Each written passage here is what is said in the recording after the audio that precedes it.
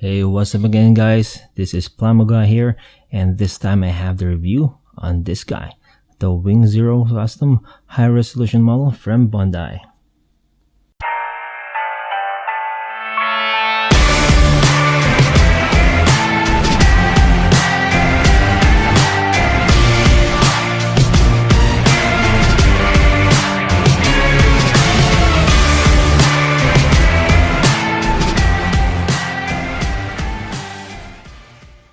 Taking a look at this figure, as you can see, this is a really awesome piece of kit.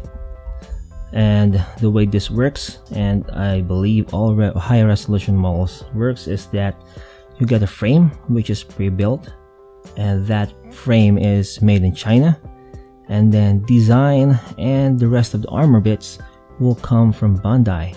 So as you can see from that statement, that there are problems that you can encounter are two companies, the frame and the armor, that will kind of coincide with one another, and that will present problems. I believe the Barbados has those, and this one, as amazing as this may look, does have quite a few headaches, which we'll be getting on to this video. And as you can see, there are awesome details here. I believe there are three multiple shades of colors here. 3 shades I believe there is in the white. The blue is just one shade. There's the shiny gold there, not too shiny, the neutral kind of gold. And then you have some die-cast metals here. You have on the wrist, on the waist, on the ankles, and on the legs, I believe.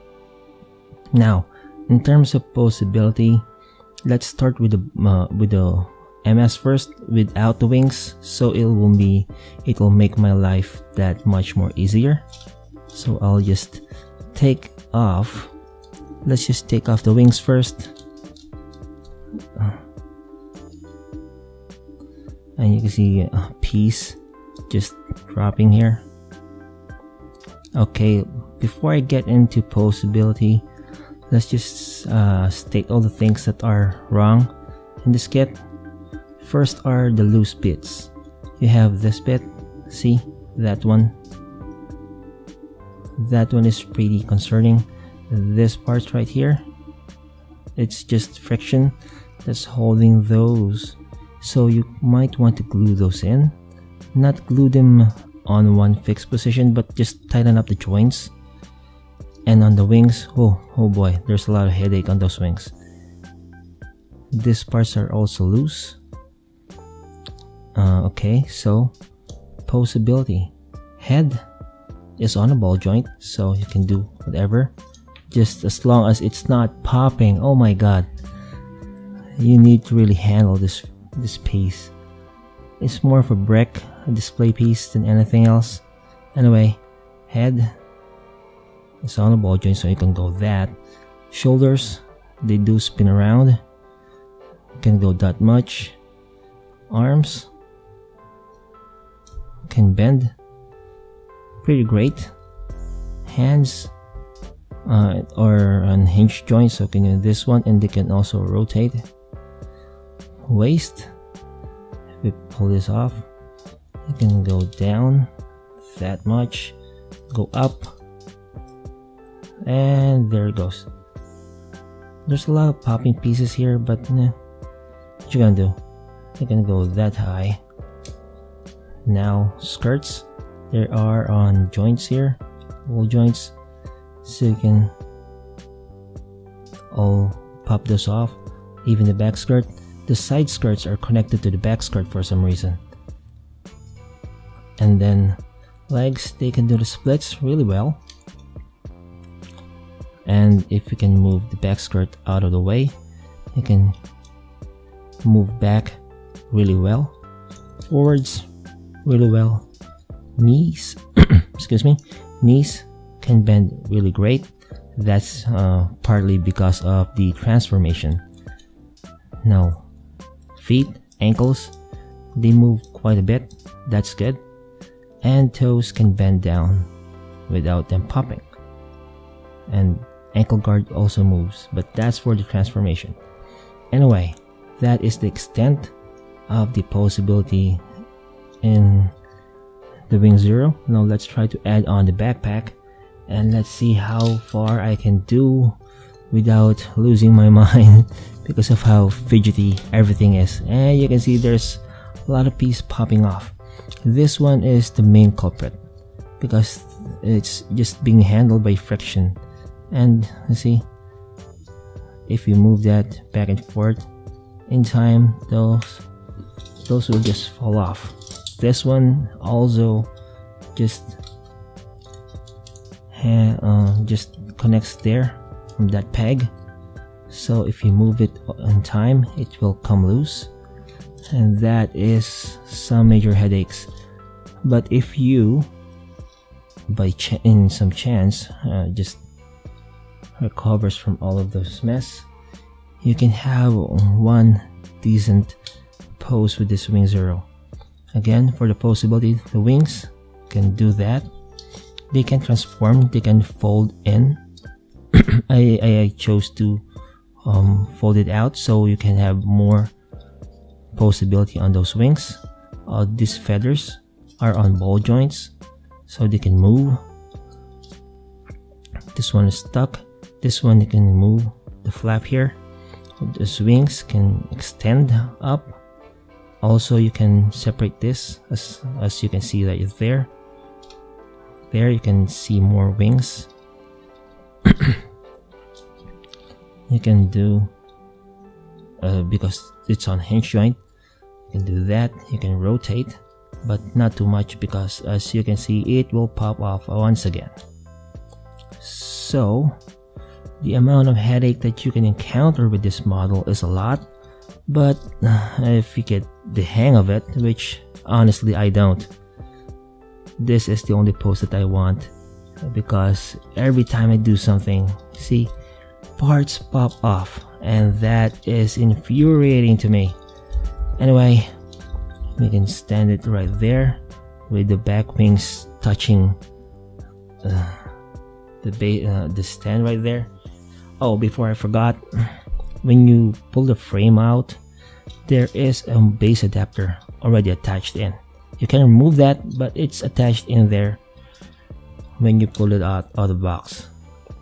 For accessories, we have, aside from those standard fists, these hands are interchangeable. So you just pop them off. There's a peg right here, and you have expressive open hands that you can just push back in right there. You also have different hands. You have hands for holding the blasters. You have also hands for holding the beam sabers. And other accessories that we have two beam sabers right here, two blades and two beam sabers that you can just pop off and then just put in here in the backpack for storage, and just put it there. You also have this Buster rifle. You have two, the twin Buster rifle, which the Wing Zero is really famous for, and you can see it's highly detailed. Have part separation. You have the green jewel right there, and it can transform and combine to the double Buster rifle, twin Buster rifle. You just open this also for this one, and you have interconnecting tabs. You just align them up and connect them, and you have the twin Buster rifle. But there is one problem with this one, and that is that it's too heavy for the Wing Zero to even hold. It also has this wire, and it's still the same as when I put it out of the packaging, because for the life of me I cannot do that pose. I have done it once, then I don't know, a gust of wind came in and it falls off, and I've tried to spend the next few hours just replicating that pose, that famous Wing Zero pose, and I can't do it. It's infuriating, so I just gave up. Anyway, that is how it looks like combined. And you have this a really stylized shield of the Wing Zero. It's really cool, and it extends. Although for me, this shield is really not in proportion to him. Let's try to connect it here, just gently without other parts popping off, so you can see what I'm trying to say here. Oh, it connects and it pops off again. Oh man, there it connects, and look, it's too big and too heavy. It's like the Master Grade Sazabi holding a shield, and that guy is reasonable because that MS is so big. But on the Wing Zero, oh, there you go guys. But on the Wing Zero, it's really big. It's the poses that I can get with this, it's not that convincing. Anyway, let's take off the shield once again. We can put it aside, just fixing the wings again to make it more presentable. Right there. Okay, another one piece. This is what I'm trying to say. If China made the inner frame and Bandai made the armor, you can expect a lot of things to not function as equal, or not at least the most you expected from Bandai. This is what you can expect from a third-party company. Anyway, size comparisons. Let's see how much wing kits I have. First one is not a kit, but a figure. This is the next age style Wing Zero custom. You see, there we go.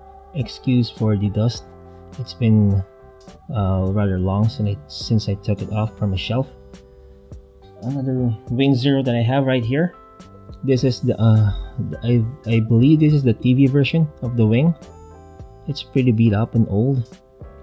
The reason I got this model is because I want the inner frame for a conversion type kit that they're selling. So yeah, the reason I got this kit is for that. Now, the last size comparison is with this one. This is the Wing Zero Custom, the original Master Grade version. And well, let's try if we can make another view of them both. Well, yeah, detail wise, this one is pretty superior. Color separation superior, everything is superior. And this one is, well, just an early Master Grade, so don't expect a lot of it. But for the time, especially me growing up on those wing days, that's really cool. And so let's take it out from here. Purchased this action bases. This one is one of the old action bases, so you can just plug it right there, plug it in that hole, and well, yeah, you can simulate the flying poses without the wings popping off again on me. Oh my god, this is infuriating.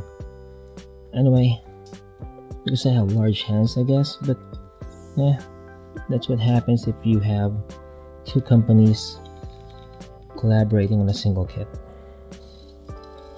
There we go. Transformation. It can transform. It can close its wings and enter its return to atmosphere mode. I don't want to do that because I'll just lose my mind of all the pieces just breaking off. And there's also the bird mode, which is actually kind of laughable because it's nothing but a Wing Zero just hunchback over with the shield covering his face to simulate some sort of bird hybrid something. Anyway, that's it.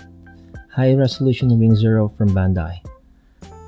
This one is really good. It's a really great centerpiece, but don't expect that you can play with it just because that inner frame is pre-built.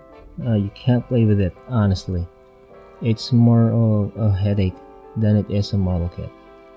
But otherwise, it's awesome. Nice addition to my collection. So there we go. High resolution Wing Zero from Bandai. I hope you guys like it. and I'll see you on the next review.